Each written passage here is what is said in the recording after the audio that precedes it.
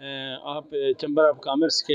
एक पोजीशन पे हैं, तो सबसे पहले नाजरीन को अपना एक छोटा सा तारुफ करवा देंगे। उसके बाद मेरा सवाल ये होगा कि आज कराकुरुम कोऑपरेटिव बैंक की तरफ से यहाँ पे तमाम सरकारी डिपार्टमेंट से और जो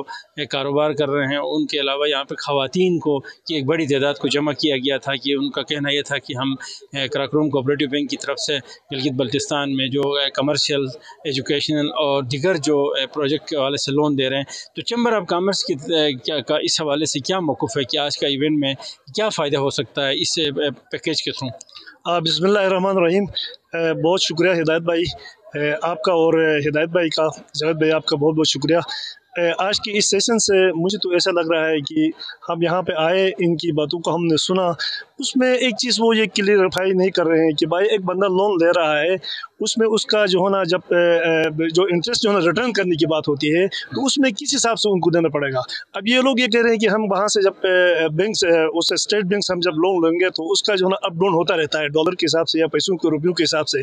अब उसी हिसाब से तो 22-23% तो वो लोग लगा के दे रहे हैं इनको। अब उसके ऊपर ये जो है ना 5% या 4% ये अपना इंटरेस्ट मजीद उसके ऊपर बढ़ा कर देंगे तो ये तो 26-27% पे चला जाता है। अगर एक बंदा किसी भी बिजनेस के लिए, मिसाल के तौर पर मेरा जो है ना टूरिज्म सेक्टर से मेरा ताल्लुक़ है, तो बहुत सारे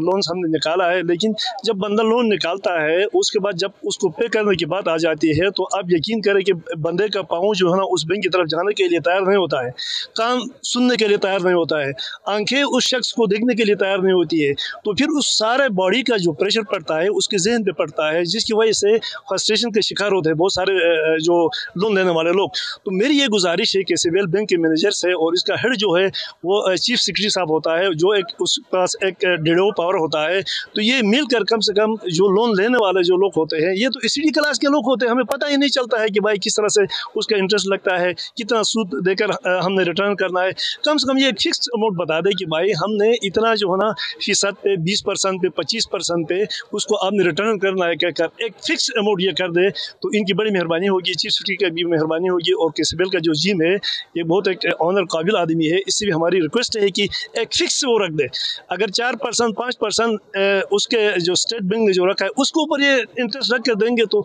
इससे तो हम मुतमिन नहीं हो सकते। ये 30% भी जा सकता है, ये 35% भी जा सकता है। जब लोन लेंगे, बेचारे लोन लेंगे गरीब लोग, फिर उसके बाद रिटर्न की बात आएगी तो फिर उल्टा लेने के देना पड़ेगा। इसलिए मेरी हम्बली रिक्वेस्ट है चीफ सेक्रेटरी साहब से और जो जीम साहब से कि वो जो भी लोन देते हैं उनका एक मखसूस लिमिट उसका फिक्स रखें, इतना पर्सन आपने देना है, आगे जो भी हो वो उनसे बात करें। हमारी गुजारिश ये है। Thank you very much.